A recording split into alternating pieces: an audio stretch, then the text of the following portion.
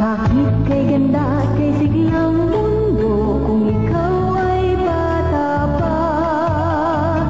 Magtampisaw ka sa tubig, maglaro ka sa kalsada. Hulin mo ang ikot ng mundo kung ikaw ay bata pa. Magtampisaw ka sa tubig, maglaro ka sa kalsada. Hulin mo ang ikot ng mundo kung ikaw ay bata pa. Masarap sana niluto natin. Huwag kang mag-alala. Ilang araw din natin itong pinaghandaan. Hindi na sana tayo magkamali sa pagluluto. Sinabi ko na hindi. Huwag kang mag-alala. Oo. Ginoong Demi Brooke, Ginoong Tommy Banks, at Ginoong Nat Blake, malugod namin kayong inaanyayahan sa isang sayawan. Sayawan? Ito ang kauna-unahang sayawan na gaganapin sa Plumfield. Kaya inaanyayahan namin kayo na dumalo bilang mga Ginoo. Nat, pakidala ng iyong violin. Sa gayon ay makapagsayaw ang lahat sa iyong tutugin. Pinaghandaan namin kayo ng masarap na pagkain para sa ating salo-salo. Nakita ko silang nagluluto kanina. Napakabango na niluluto nila. Sabi ko na nga ba, ganito, pumunta tayo mamaya. Hindi pa ako nakadadalo ng isang sayawan. Ano bang ginagawa nila doon? Magkukunwari kang isang maginoo. Makikipag-usap at makikipagsayaw sa mga kababaihan. Ganito tignan nyo. Pagkatapos nyo kumain ng marami, ay uuwi ka na. Kita nyo, ganun lang kadali yun. Sa palagay mo, magagawa ko din yun? Ngunit, kung kakain lang tayo, baka masira ang balak ni Daisy. Ay, nako, kawawang Daisy. Ano na lang kayang sasabihin nila? Tommy, Sawang-sawa na ako sa kababanggit mo sa kapatid mo. wala namang masama doon dahil kakambal ko naman siya.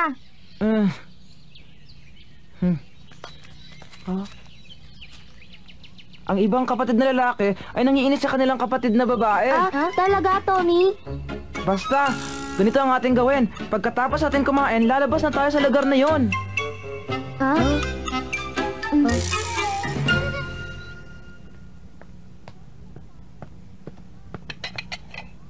Ito ang unang putahe. Tingnan mo. Parang napakasarap. Tinitiyak ko sa'yo na magugustuhan nila ito. Masyado ka kasing nag-alala, Daisy. Sabi ko sa'yo na matatapos natin. Maging maayos sana ang pagkilos ng mga lalaki upang maging masaya tayong lahat. Ang kasayahang ito ay magandang pagkakataon para sa mga batang lalaki na matuto ng tamang pag-uugali sa mga kasayahan. Hindi ba tama ako, Nan? Walang problema kina Demi at Nat. Pero, si Tommy... Tandaan ninyo, masarap na pagkain ang naghihintay sa atin. Maging masaya sana ang pagtitipon. Kapag naging maayos ang kinalabasan ng araw na ito, ay bala ko na maghanda ng isang hapunan at iimbitahin natin ang ibang mga bata. Tiyak na sila'y matutuwa. Oo, magandang naisip mo. Tutulungan kita, Daisy. Salamat, Nan.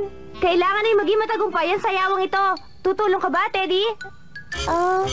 Gagawin nating mayordomo si Teddy. Anong mayordomo? Kapag may dumating na bisita, ay tatawagin mo ang pangalan niya. Ganito, Ginoong Demi Brooke. Ikatlo na ng hapon. Magbihis na tayo.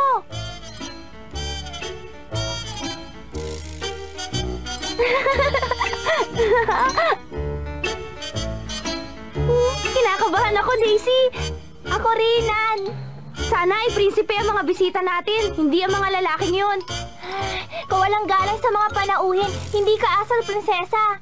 Hindi ko sinasadya.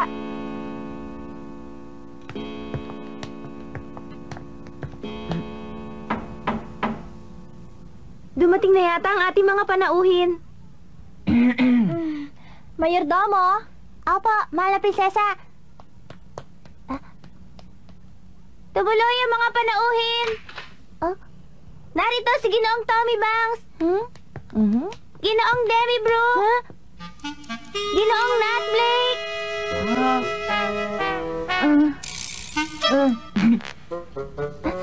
Tumuloy kayo sa bulwagan. Isang karangalan para sa amin ang maimbitahan. Kumusta, Nan, Daisy?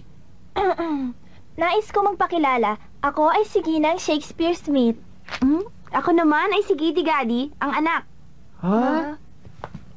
Ikinalulugod namin ang pagdalo ninyo sa aming pagtitipon ngayong hapon.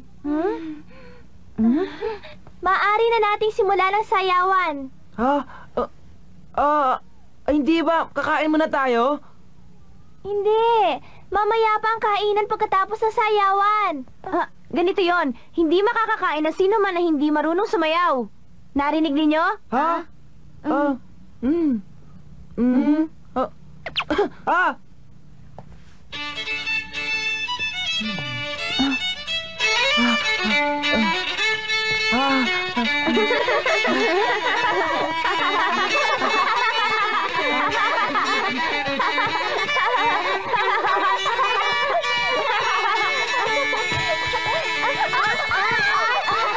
Mahaba para sa'yo.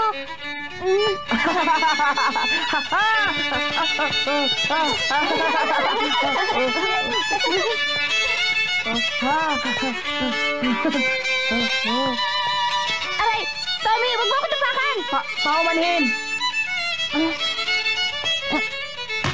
Aray ko! Bakit mo ako pinapakan? Mag-imagine ka kung hindi ka kakain! Anak ng pagong! Enjoy watching bitstv.com. Uminom tayo ng tsaa! Narito po. Salamat! Ano itong dala mo? Iyan ay tubig at pulot. Tubig nga. Maliit ang baso. Narito po. Salamat. Pahingi.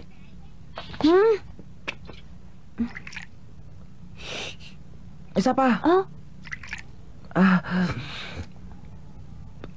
Pahingi din ako. Teddy, mamaya na. Gusto ko ngayon na. Mamaya na iinom ang mayordomo.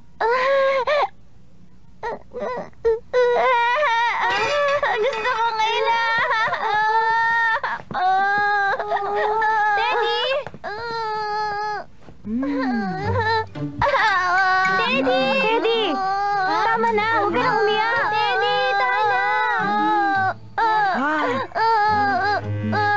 Teddy!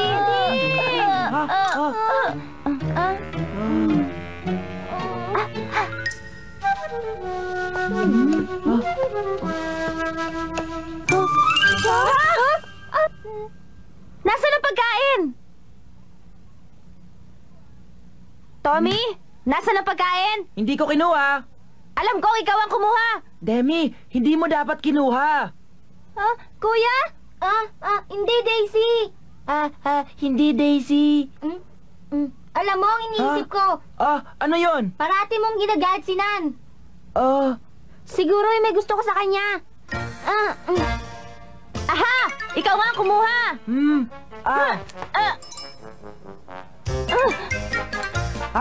Salamat! Tommy, hindi na kita mapapatawad! Oy, Tommy, ibalik mo sa akin yan! Tommy!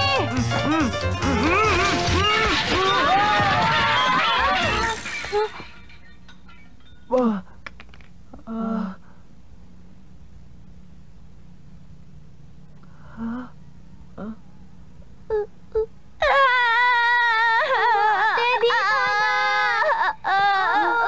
Teddy, tingnan mo ang ginawa mo! Teddy!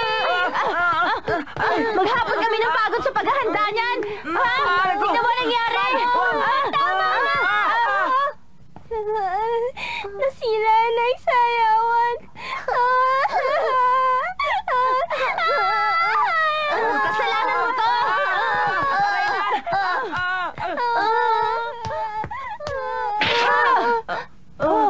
Anak ng pating!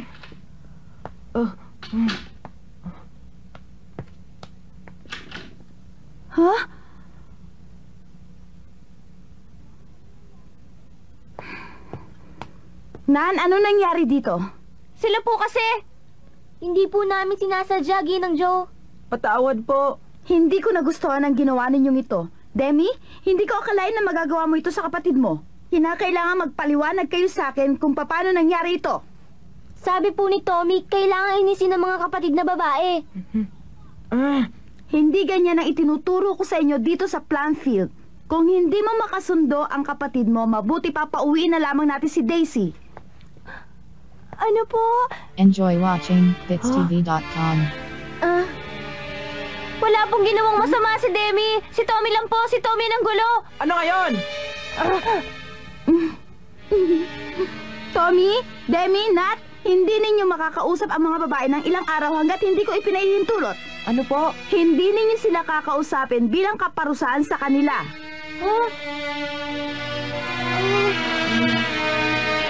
Mali ang ginawa mo, kuya.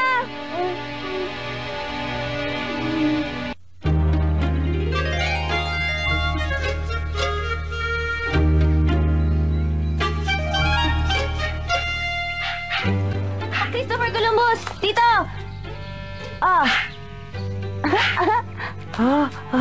Magaling! Mas mahirap ito! Talon!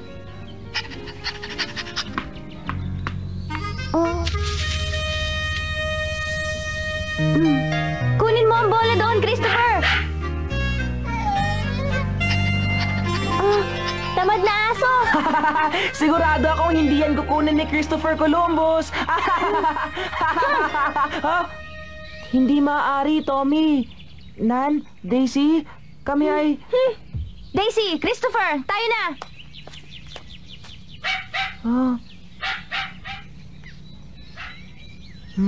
Tingnan mo sila. Ang suplada ng mga babae, hindi ba, Nat? Ngayon lang ako nalungkot simula nung dumating ako dito. Hindi sila dapat suplada.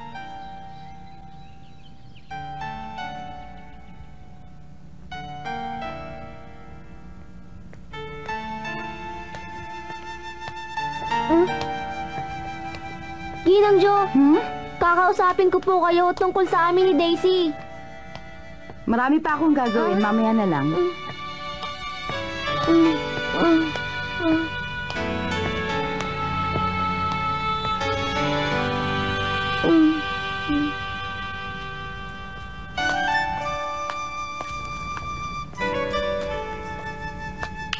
Demi! Ano na kaya ang mangyayari sa atin? Anong nangyayari sa'yo? Sinubukan kong kausapin si Ginang Jo pero ayaw niya. Ganon din siya sa akin. Nais ko siyang kausapin pero ayaw niya. Mabuti pa noon, kinakausap niya ako. Ikaw naman, Tommy. Ganon din. Sa palagay ko, hindi na tayo mahal ni Ginang Jo.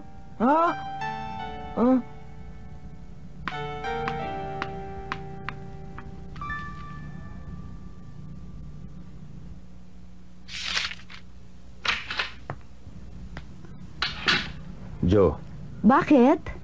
ano sa palagay mo? Kumusta na ang kalagayan ng mga bata ngayon? Ha? Huh? Nais kong pag-usapan natin ito. Makinig ka. Ano yon? Ano sa tingin mo? Alam ko na. Kung ika'y nalulungkot sa iyong pag-iisa, pakinggan mo ang awitin at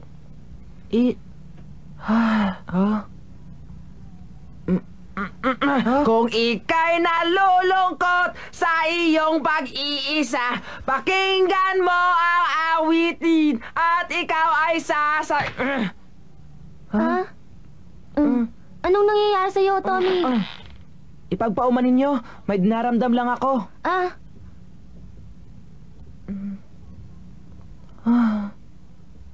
Kausapin natin si Ginoong Bayer. Si Ginoong Bayer? Mas mabuting kausapin natin si Ginoong Bayer at humingi tayo ng tulong. Bukas ay kakausapin ko si Ginoong Bayer at ilalahad ko ang pangyayari. Sasama ako. Ano? Mayroon pala kayong magandang solusyon? Ngayon lang ninyo ito sinabi sa akin. Magandang gabi. Ang medyas ni Kuya. Ay may butas. Kailangan tahiin ko, Nan. Pero kailangan humingi muna sila ng tawad sa atin, Daisy. Ngayon lamang nangyaring matagal kaming hindi nagkausap ni Kuya. Nakakapanibago ang hindi namin pag-usap. Sana'y bumalik na tayo sa dati. Masaya tayo noon. Kailan kaya natin sila makakausap?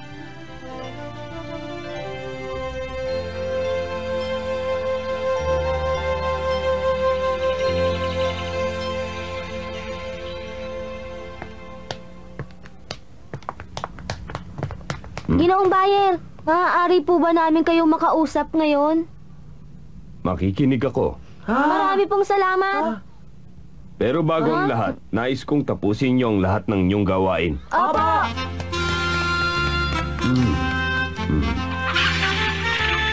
Oy! Balik!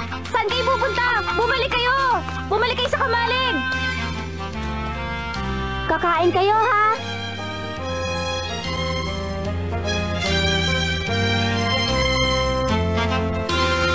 Ano sa tingin niyo? Magandang ideya, hindi ba?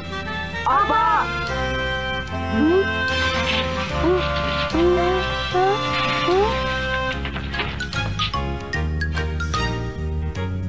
Dahan-dahan! Anak naman ng pagong, oh. Bawal pumasok. Sulat kamay ito ni Kuya. Anong ginagawa niyo dyan?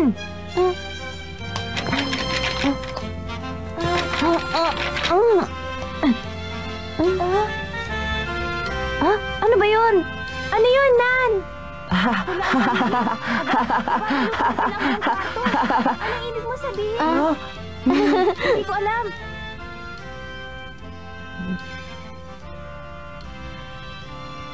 Anong ginagawa nila? Malalaman din natin. Ano yun? Ha? Nagrereklamo si Asya na maraming pandikit ang nauubos ng mga bata. Ganun ba? Ano bang pinagkakaabalahan ng mga bata? Alam mo ba kung anong ginagawa nila? Ha? Di mo ba sasabihin sa akin? Sinabi ko lang sa kanila ang binanggit mo sa akin. Maghintay ka na lang. Malalaman din natin. Ha? Kung ganon, hindi mo sasabihin. Ginang Joe, binibining Nan Harting at binibining Daisy Brooks. Maaari ba kayong dumalo sa aming pagtitipon? Matutuwa kayo sigurado sa inihanda naming sorpresa para sa inyo. Ha? Mga binibinin, magpunta tayo. Nais kong malaman kung anong sinabi sa kanila ni Ginoong Bayer. Magtungo kayo sa tulay sa ikadalawa ng hapon. May maghihintay doon.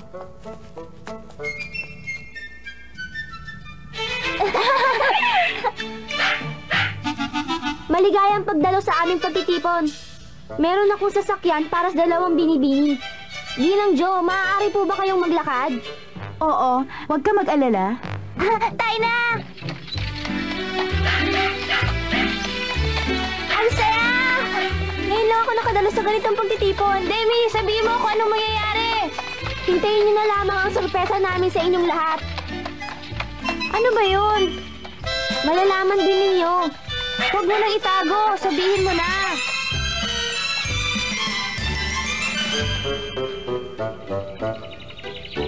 Bumaba na kayo sa karwahe. Tito, tayo lang naririto.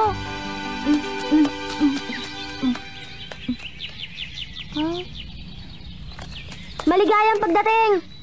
Ang ganda si Regola! Ito ang sorpresang inihanda namin para sa inyo.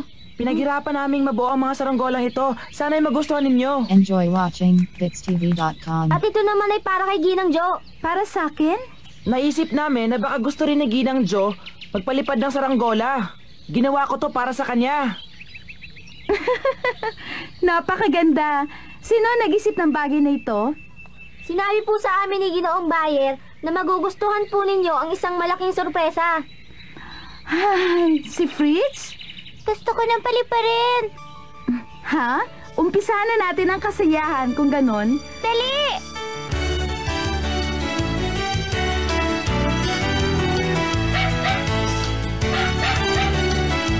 Hilain mo ng ganito ang lubid. Ganyan. Ganyan. Ay, lumilipad na, kuya. Oo. Nakapagpalipad na po ba kayo ng saranggola, Ginang Jo? Oo. Ngunit matagal na panahon na, bata pa ako noon. Sana nakilala ko na kayo noong bata pa kayo, Ginang Joe. Masayahin siguro kayong bata. Para akong lalaki, pilya na katulad ninyo. Kagaya siguro ni Nan.